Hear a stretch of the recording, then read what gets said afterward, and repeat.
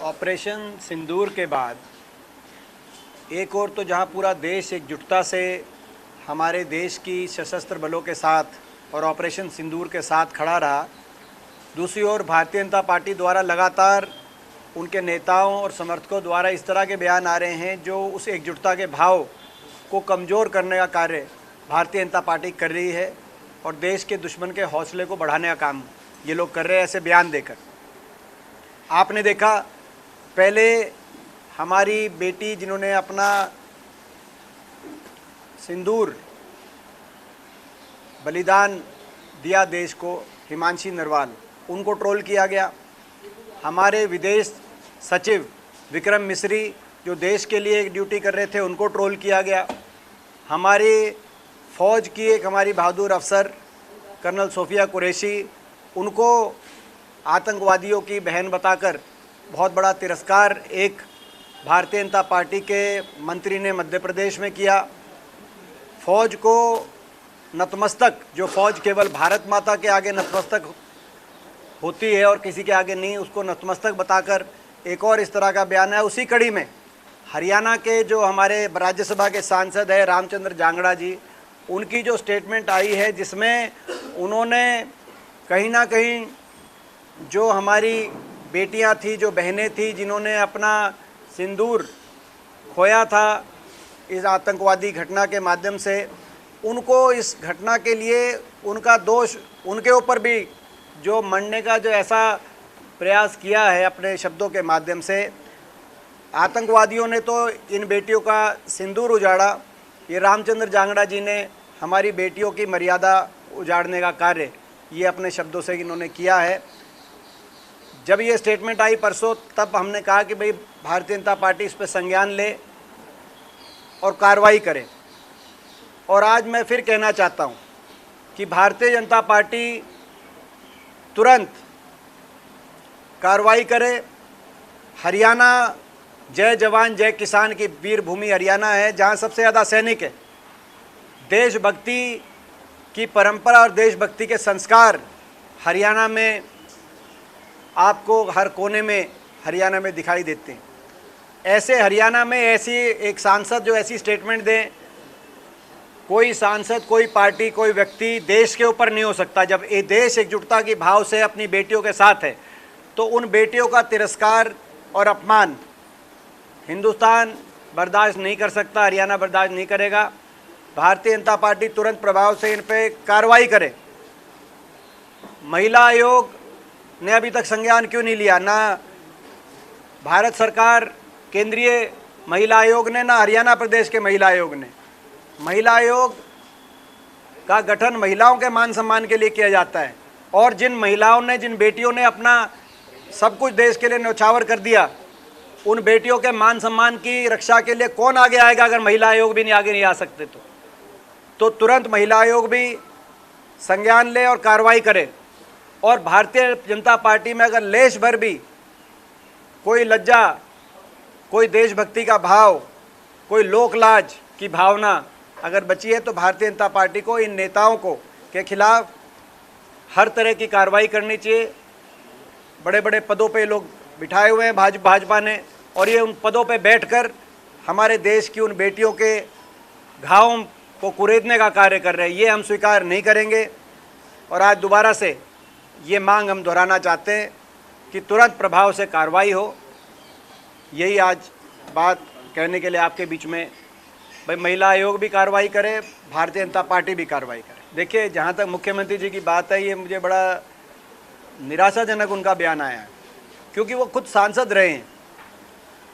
तो वो मैं समझता था कि उनका ये बयान आएगा कि सारे अधिकारियों को वो ऐसे आदेश निर्देश देंगे कि जितने जनप्रतिनिधि हैं और वो अपने संवैधानिक दायित्व निभाने के लिए जब इन औपचारिक बैठकों में आते हैं तो उन जनप्रतिनिधियों को पूरा प्रोटोकॉल, उनका मान सम्मान और उनकी बात को तवज्जो मिले। क्योंकि प्रजातंत्र में सत्ता पक्ष और विपक्ष दोनों की अपनी अपनी भूमिका है। कोई व्यक्तिगत प्रोटोकॉल किसी को मिले ना मिले वो हमारा विषय नहीं है। और वहाँ भी जब उस बैठक में मैं पहुँचा अध्यक्ष विकास निगरानी समिति का अध्यक्ष के रूप में, तो रोहतक जिले की विकास निगरानी समिति के अध्यक्ष के रूप में रोहतक के 19 लाख मतदाताओं ने जो जिम्मेदारी लगाई है, उस जिम्मेदारी को निभाने के लिए लोगों के विकास की बात को अफसरशाही तक पहुंचाने के लिए मैं वहां पे पहुंचा। और ऐसे में अगर अफसर प्रोटोकॉल नहीं देंगे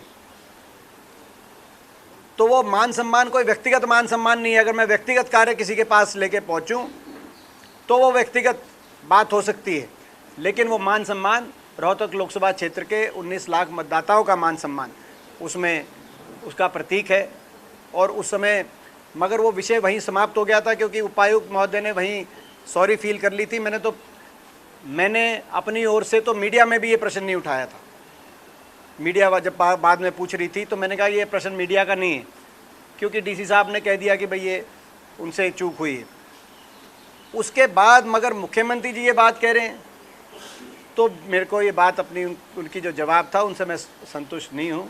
उनसे मैं आशा करता हूँ, खैर मगर मुख्यमंत्री जी के बारे में अब मैं क्या कहूँ इस बारे में, बयान के बारे में, क्योंकि अफसरशाही, प्रदेश की अफसरशाही मुख्यमंत्री जी को सीरियसली नहीं ले रही, क्योंकि प्रदेश की अफसरशाही को ये पता है कि रिमोट कहीं और है, रिमोट दिल्ली में बैठा है, दिल्ली से अफसरशाही चलाई जा रही है हरियाणा की। ये मुख्यमंत्री जी को भी पता है, पूरे प्रदेश को पता है। तो जब अफसरशाही मुख्यमंत्री जी को ही सीरियस नहीं ले रही तो उनकी बात को हम क्यों सीरियसली लें। ये आज स्थिति है हरियाणा प्रदेश की।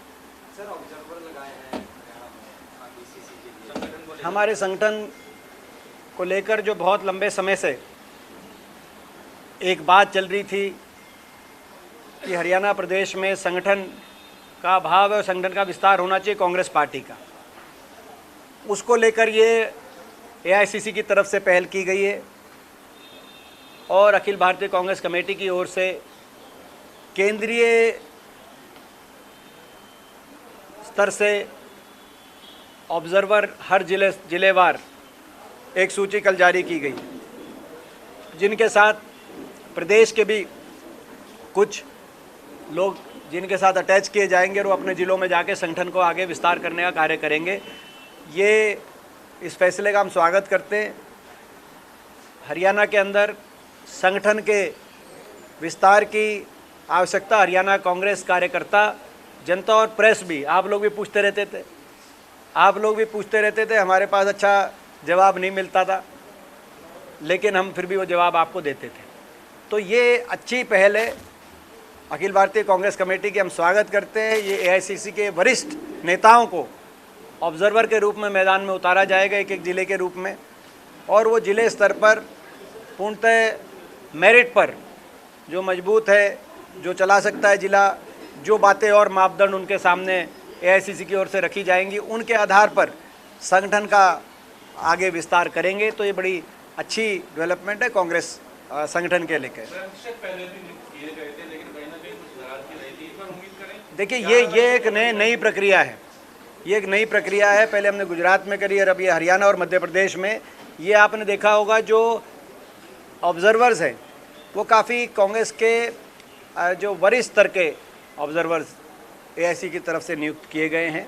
तो हमें उम्मीद है कि आने वाले कुछ दिनों में आप देखेंगे कि कांग्रेस का संगठन हरियाणा में मजबूती से कांग्रेस के संगठन का निर्माण होगा। और इस प्रक्रिया की शुरुआत के लिए हम अखिल भारतीय कांग्रेस कमेटी का, हमारे राष्ट्रीय अध्यक्ष खड़गे जी का और हमारे पूर्व अध्यक्ष, क्योंकि राहुल जी की सोच है इसके पीछे, उनका हम आभार व्यक्त करते हैं, उनको हम धन्यवाद करते हैं। हरियाणा में इस कार्य की, इस कदम की आवश्यकता थी। देखिए ये हम पहले भी कह चुके हैं बात, जो भारतीय जनता पार्टी भूल गई है कि उनको जनादेश देश के भविष्य को संवारने का दिया गया, लेकिन वो भूतकाल से नहीं निकल पाते। इनके बीजेपी को ये मैं समझता हूँ, तो ये इनका एजेंडा है, उनका एजेंडा है, हमारा जो एजेंडा है हम लेके जाएंगे। देखिए जातिगत जनगणना को लेके रेजोल्यूशन पास करने से और जो ये बयानबाजी से काम नहीं चलेगा। जातिगत जनगणना का तो काम जातिगत जनगणना कराने से चलेगा, और अभी तक जातिगत जनगणना कराने के लिए कोई कदम नहीं उठाया गया। ना जातिगत जनगणना के कराने के लिए कोई अभी तक कोई कैलेंडर जनता के सामने सार्वजनिक किया गया, ना उसकी रूपरेखा रखी गई।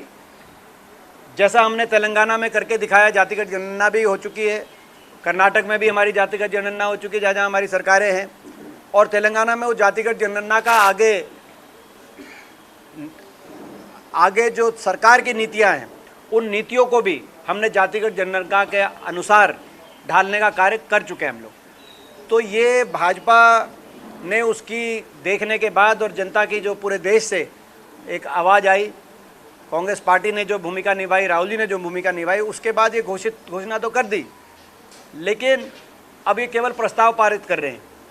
मगर प्रस्ताव मत पारित करें, जातिगत जनगणना कराएं और कराने का क्या रूपरेखा रहेगी उस बात को देश के सामने सार्वजनिक करें। सर, जयराम रमेश जी ने बोला कि अनडिक्लेयर्ड इमरजेंसी चल रही है क्योंकि 11 साल पहले प्रधानमंत्री नरेंद्र मोदी ने शपथ ली थी। अभी की बात करें तो बहुत सारी चीजें ऐसी हैं जो उन्होंने वादे किए थे लेकिन पूरे नहीं किए। सही बात है, कौन सा वायदा पूरा किया उन्होंने?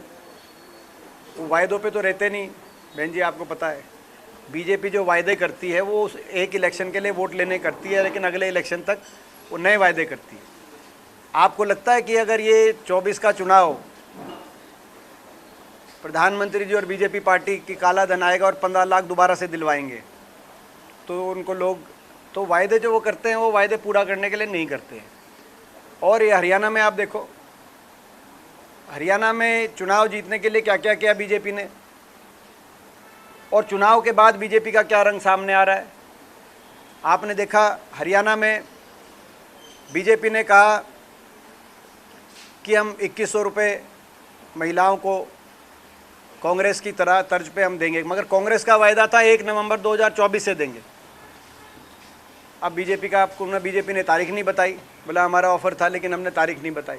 अब उस वायदा क्या हुआ किसी को पता नहीं।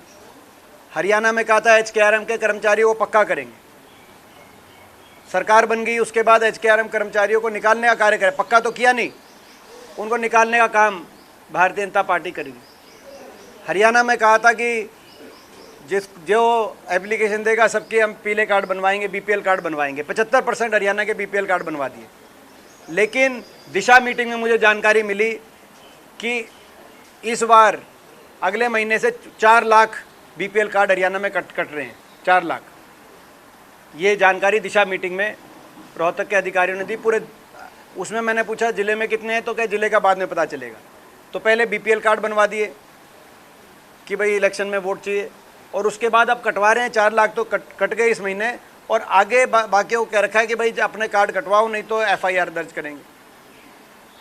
तो हरियाणा के अंदर भी ये उसी बात का प्रतीक है जो आपने कहा, जयराम रमेश जी ने जो कहा कि ये कहते कुछ हैं, चुनाव जीतने के लिए कुछ भी कह सकते हैं, लेकिन कहने के बाद चुनाव जब हो जाता है तो ये अपने सारे वायदों को भूल जाते हैं और उसके विपरीत काम करते हैं।